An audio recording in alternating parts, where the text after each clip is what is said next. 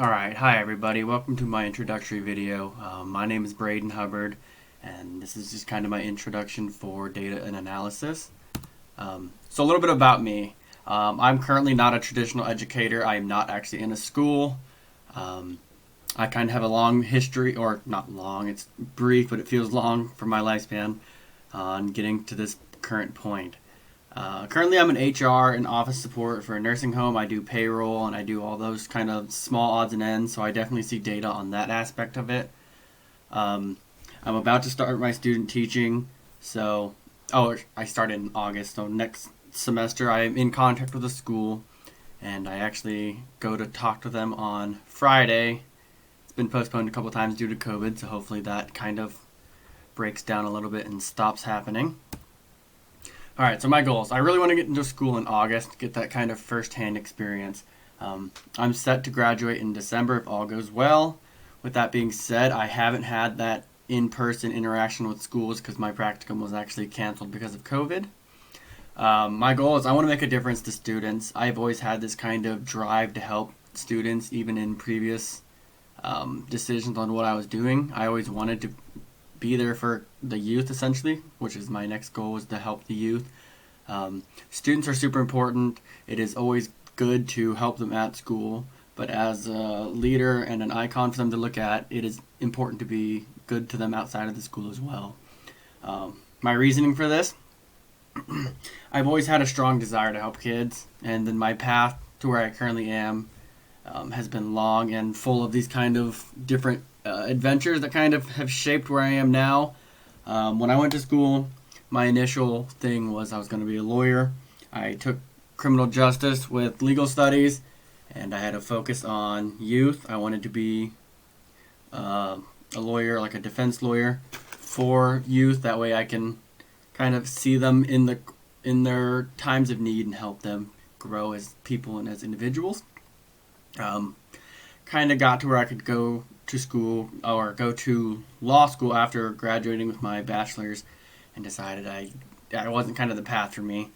My next thought was I did a internship at a federal courthouse in the probation and parole office, and we saw juveniles and all that. And again, it was a time when I was seeing them at their worst, and it was something that it didn't feel right to me. I wasn't something I was wanting to go into. I didn't want to see them at their worst. I wanted to see them at these better times. So I decided to go for my master's in teaching, which again I'm set to graduate in December, so hopefully all goes well. I want to see them at the points where I can actually make a difference in their life. I want to be that positive role model that will shape them to do good things, and I have plenty of people around me that are kind of these good influences. So how did the school I'm going off is the school I'm talking with. This is actually my school I graduated from. They always did standardized testing. They always did the yearly map testing to check the rankings against other teachers and other schools and other districts and states. And again, they just kind of did standard testing and assignments. It's kind of these smaller things that allowed them to get a broad knowledge. Nothing too in-depth. You got to high school, obviously we have the ACT being a Midwest school. But again, nothing super in-depth and nothing cutting edge, just kind of the standard, what you see if you go anywhere. So how do I use data and analysis? Again, going through school, I've had numerous classes that have taught me data analysis. My last class I just took last semester was focusing on data as well. We wrote a paper about whatever topic you picked. Mine was music in the classroom. How does it impact students, and how can it be beneficial or harmful to them, and is it practical? And then also my real application on my current job is I deal pretty much solely on numbers, which in Vision is essentially data. I have to interpret this data. I have to get it right to make sure people are happy, make sure people don't get upset that I messed up their checks, their hours, all these small things. So I deal with data on every day-to-day basis, so I kind of see it in a different light than teaching. Again, it all kind of flows the same when you go into the overall. How do I plan to apply this? I plan to observe daily activities as well as testings to implement data. it is always great to see that day-to-day activities. What is happening in the classroom and why does it work or why is it not working?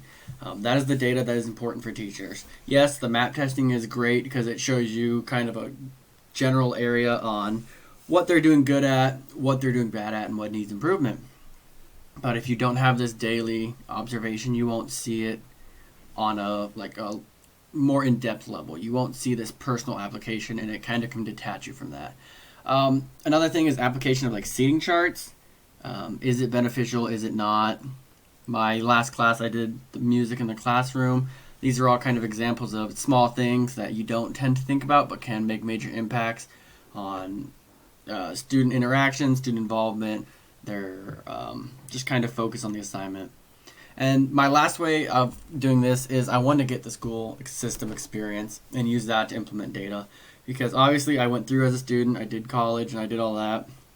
And in my current job I use data. But it is in a different light than what is kind of expected. So I want to kind of get this more firsthand school system knowledge. Alright, thank you so much.